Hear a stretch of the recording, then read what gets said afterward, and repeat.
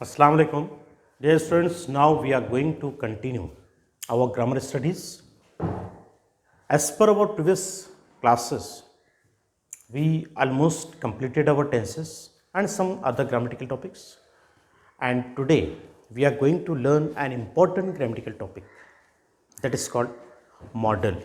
हमने सबसे पहले जो टर्म इस्तेमाल की जाती है मॉडल, उससे हमें समझना है ये मॉडल भी कहलाता है, मॉडल ऑक्सिलरी वर्ब्स भी कहलाते हैं और सिर्फ मॉडल वर्ब्स भी इन्हें कहा जाता है।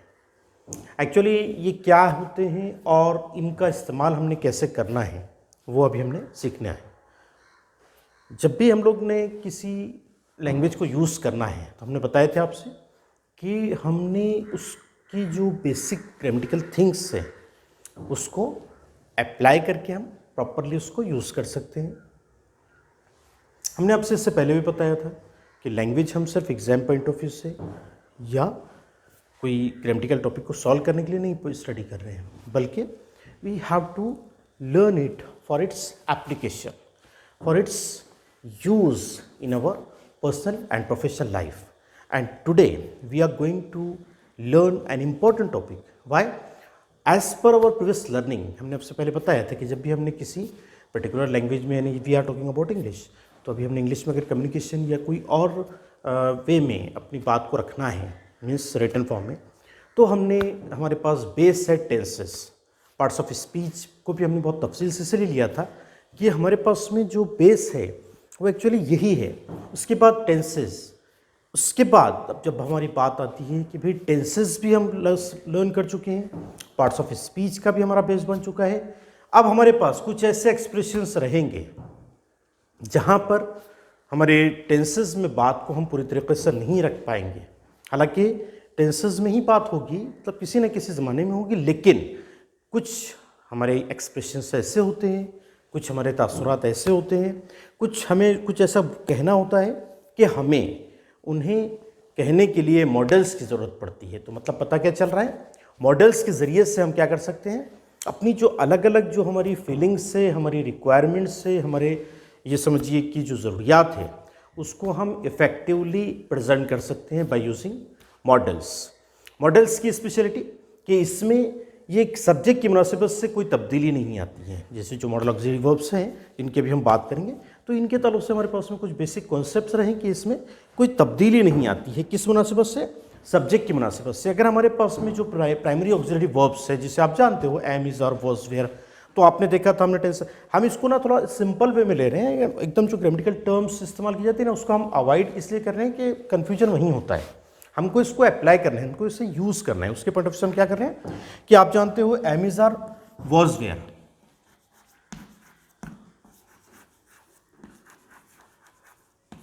ओके, ये जो है बी फॉर्म्स कहलाते हैं, ये प्राइमरी ऑक्सिलरी वर्ब्स भी कहलाते हैं, और आप इसे हेल्पिंग वर्ब्स के नाम से ज़्यादा फेमिलियर हो। जनरली आप लोग इसको हेल्पिंग वर्ब्स कहते हो। ओके, अब यहाँ पर आप देखोगे कि हमने क्या बताया कि जो मॉडल्स है, यानी मॉडल ऑक्सिलरी वर्ब्स जो हैं वो क्या होते हैं, वो एज पर सब्जेक्ट उनमें कोई चेंज नहीं आता है।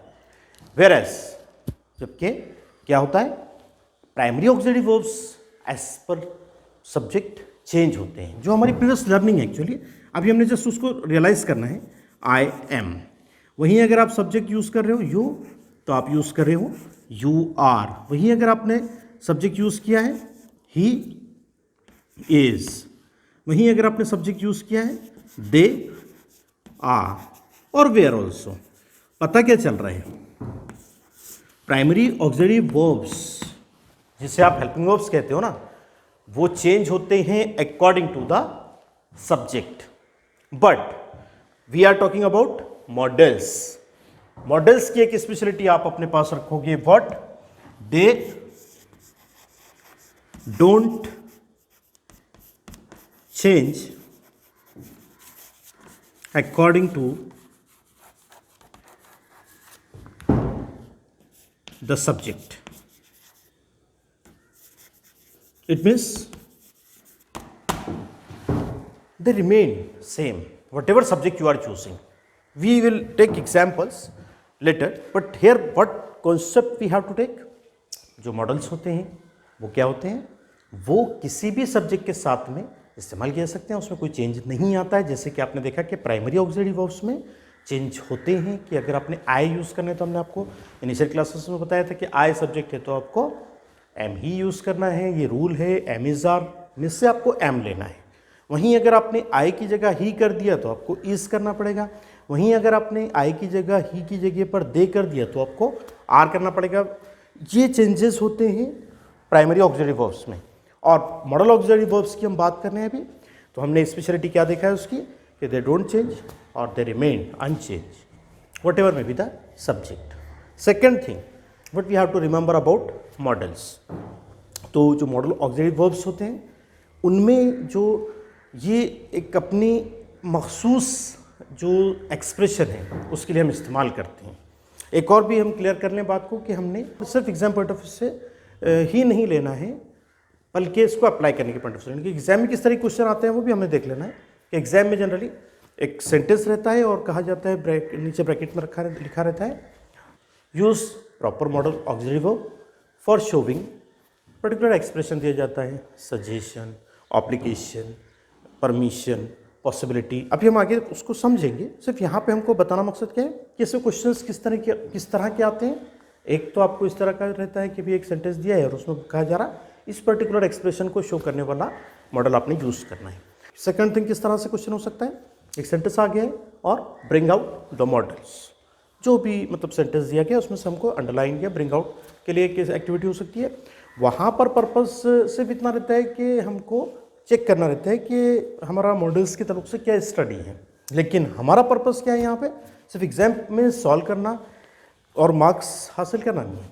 इनको अप्लाई करने के लिए हम लोग इसको स्टडी कर रहे हैं, इसलिए हम क्या कर रहे हैं उसको थोड़ा सा सिंपल वे में आपको प्रेजेंट कर रहे हैं कि आपने प्राइमरी ऑक्सिलरी वर्ब्स की तरफ से am is are was were की तरफ से आप जानते हो।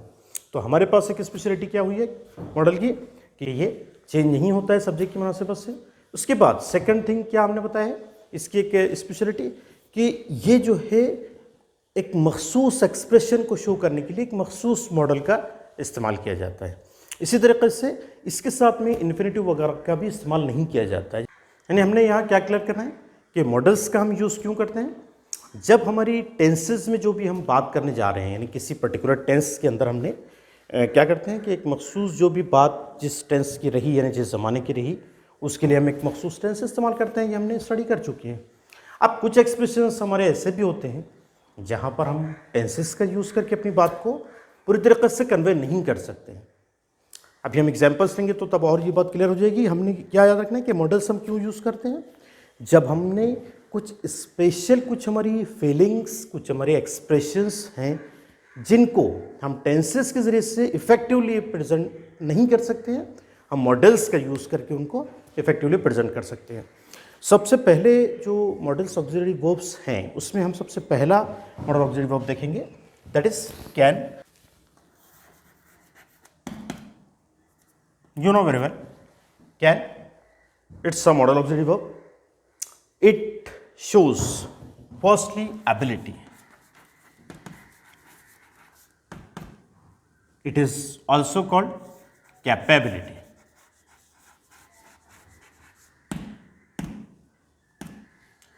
Second thing, it is used to express or show permission.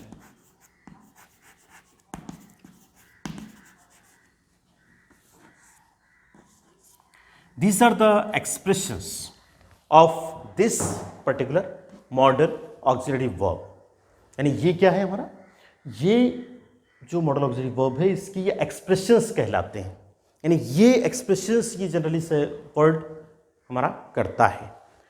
हमको क्वेश्चंस में जैसे हमने अभी इससे पहले भी एग्जांपल दिया है कि हमको क्वेश्चन किस तरह के कि भाई use proper model auxiliary verb showing ability भी बोल सकता है, कैपेबिलिटी भी, यानी दोनों सिमिलर वर्ड तकरीबन है। अब यहाँ पर हमको एक सबसे पहले क्या क्लियर करना है कि इस पर्टिकुलर मॉडल ऑक्सिलरी वर्ब की अंडरस्टैंडिंग हमारे पास अपनी अंडरस्टैंडिंग में क्या रहे। सेकेंड थिंग कि ये एक्सप्रेशन क्या करता है, यानी एक्सप्रेशन इसके हमने याद रखना है। तो हम यहाँ पर अपनी अंडरस्टैंडिंग के लिए रख सकते हैं सकता या सकना, यानी ये हम अपनी अंडरस्टैंडिंग एक सिंपल से एग्जाम्पल लेंगे तो अभी और क्लियर हो जाएगा। For example, I can speak English same as they can speak English, same as we can speak. हम ये सिमिलर एग्जाम्पल क्यों लग रहे हैं, हमको थोड़ा एक क्लियर करना है एक बात को कि यहाँ पर अभी हमने सबसे पहले अपनी अंडरस्टैंडिंग में क्या क्लियर कर लेना है कि भाई सत्ता हमारी एक अपनी अंडरस्टैंडिंग में हम रख रहे हैं कैन के लिए। सेकंड थिंग क्या याद रखना है कि एक्सप्रेशन क्या देता है, एबिलिटी और कैपेबिलिटी और परमिशन। अभी हम परमिशन का भी एक एग्जांपल लेंगे, यहाँ पर अभी हमको सिर्फ एबिलिटी और कैपेबिलिटी को शो करना है। जिसमें परमिशन का हम सिंपल सा एक एग्जांपल ले सकते हैं।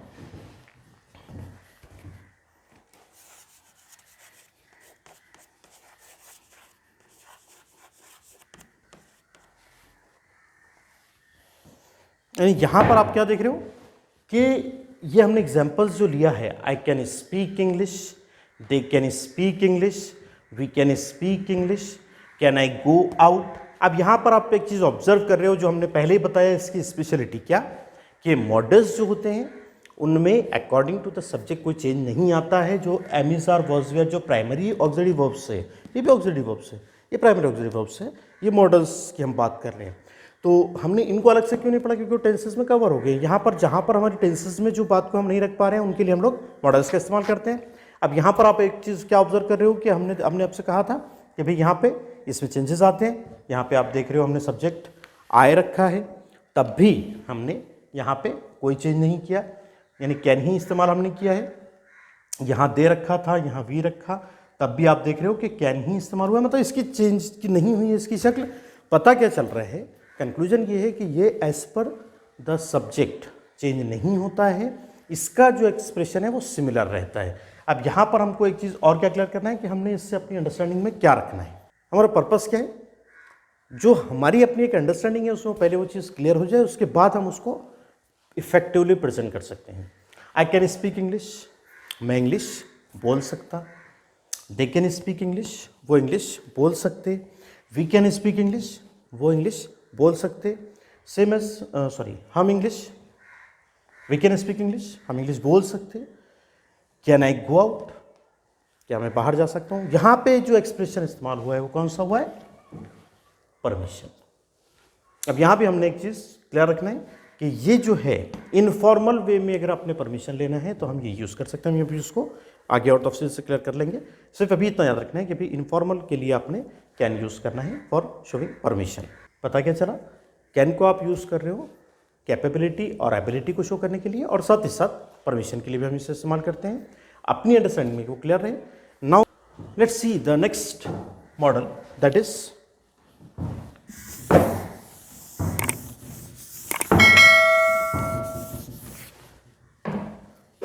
may.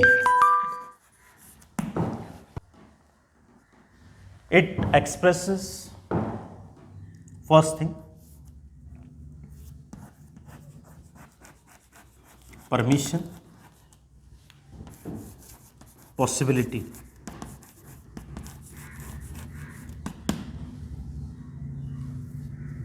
Here you will observe may is used to express permission and possibility. Means what we have to clear, हमको क्या समझना है, ये जो एक्सप्रेशंस है यानी इन एक्सप्रेशंस को शो करने के लिए हम लोग इस मॉडल का इस्तेमाल करते हैं जो कहलाता है मे। अब यहाँ पर हमने परमिशन के लिए भी इस्तेमाल करना है और पॉसिबिलिटी के लिए भी हम इसी को इस्तेमाल करते हैं। हम एक एग्जांपल ले लेंगे पहले।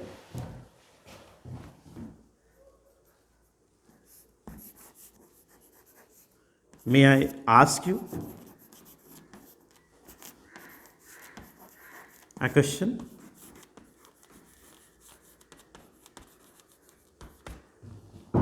same as he may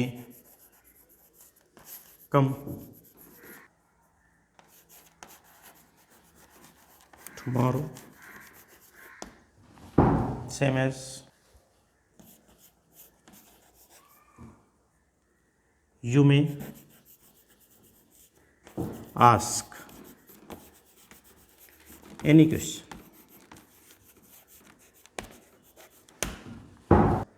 यहाँ आप देख रहे हो कि हमने आपसे बताया कि ये परमिशन और पॉसिबिलिटी को शो करता है।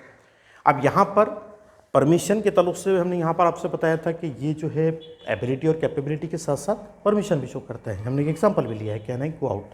ये अभी हमने यहाँ पे क्लियर करना है कि ये जो परमिशन होती है दैट इज़ इनफॉर्मल, यानी जब आपने कैन यूज़ किया है ना तो वो वहाँ पर परमिशन तो हो रही है लेकिन वो इनफॉर्मल वे में। वहीं जब आप इससे इस्तेमाल करते हो तो वो जो परमिशन का वे है that is formal. That is important thing which we have to remember कि if you are at formal place we have to use may. Why? Because we have to show that I am going to ask और to take permission in a formal way. यानी formal और informal आप जानते हो कि जहाँ पे हमको रूल्स रेगुलेशंस को फॉलो करना रहता है that is formal place. And just like जहाँ पे हमको इन बहुत ज़्यादा उसकी एक लिमिटेशंस नहीं होती है, जैसे कि हम घर पर हैं या किसी मार्केट प्लेस पे जहाँ पे आप अपने दोस्तों से कम्युनिकेट कर रहे हो, जहाँ पे आप फ्रैंक हो, तो वहाँ पे आप कैन यूज़ कर सकते हो, वो इनफॉर्मल एक सिचुएशन है। लेकिन जहाँ पर हमें रूल्स रेगुलेशंस को फॉलो करना होता है फॉर्मल प्लेस है, वहाँ पर हमने मे करना है। यानी ये जो एक एबिलिटी, यानी ये जो एक एक्सप्रेशन है इसका परमिशन कैन भी, यानी परमिशन के लिए आप कैन भी इस्तेमाल कर सकते हो और मे भी। खास डिफरेंस क्या है कि कैन कहाँ इनफॉर्मल प्लेस पर और मे कहाँ फॉर्मल प्लेस पर। अब यहाँ पर आप देख रहे हो ही may come firstly we have to take it may I ask you a question. अब यहाँ पे हम क्या देख रहे हैं कि वो जो एक अपनी अंडरस्टैंडिंग हमने लिया ना यहाँ पर सकता, वही एक अपनी अंडरस्टैंडिंग हम यहाँ पर भी रख सकते हैं कि may I ask you a question, क्या मैं आपसे एक सवाल कर सकता, यहाँ पे क्वेश्चन हो रहा है। Same as he may come tomorrow. अब यहाँ पे आप क्या देख रहे हो कि ये जो एक पर्टिकुलर मॉडल हमने इस्तेमाल किया है ना, ये क्या शो कर रहे हैं यहाँ पे, पॉसिबिलिटी। पॉसिबिलिटी के लिए हम अपनी अंडरस्टैंडिंग क्या रख सकते हैं, इम्कान। उसको एक्सप्रेस करने के लिए हम लोग क्या करेंगे, पॉसिबिलिटी यानी मे का हम इस्तेमाल करेंगे। Just like he may come tomorrow. यहाँ पर क्या हो रहा है कि मे हमने शो करना है, यूज़ करना है for showing possibility. Same as you may ask any question. अब यहाँ पे क्या हो रहा है, पॉसिबिलिटी नहीं बल्कि परमिशन हो रही है, ठीक है ना। अब हमने क्यों मे इस्तेमाल किया है, बिकॉज हम कंसिडर कर रहे हैं कि हम किसी फॉर्मल प्लेस पर है, यानी स्कूल में है या कोई ऑफिस में है, तो हमने मे यूज़ करना है। Clear? Now students, today we have learned two important models, may and can, and we have already confirmed and we have already learned the difference between these two important models. Try to use these models in your routine and we will continue the next topic in the next class.